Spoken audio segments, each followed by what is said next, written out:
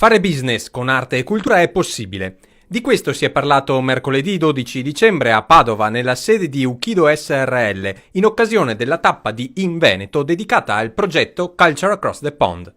L'obiettivo è mettere in relazione modelli di business culturali con quelli manageriali per creare un valore aggiunto. In particolare si punta a creare un ponte fra la realtà veneta e quella del Canada.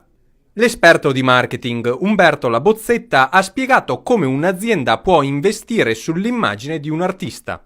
L'azienda, specialmente che utilizza un personaggio pubblico, che non necessariamente nel caso specifico dell'argomento di oggi abbiamo parlato di musica, e solitamente questo tipo di abbinamento, di co-branding tra un artista famoso o anche meno famoso su cui le aziende investono, nasce anche dalle esigenze dell'azienda di identificare un soggetto che possa essere adatto a sviluppare la notorietà di quel marchio. Gli eventi, anche culturali, sono un potente strumento per le imprese, come sottolinea Alberto Bullado dell'agenzia Superfly. L'evento offre un'incredibile merce invisibile che le altre operazioni di marketing non danno, che è l'esperienza diretta con il pubblico consumatore. Quindi gli eventi in sostanza vendono un'esperienza e il nostro compito di event planner ma anche di marketers è quello di creare l'esperienza più impattante, più rilevante, dove l'azienda all'interno dell'evento possa essere la protagonista assoluta di che cosa? Della produzione di un valore aggiunto. Secondo Stefano Pasqualetto sono 3 i punti che un artista deve sviluppare per coniugare passione e professionalità. Scopo e obiettivi,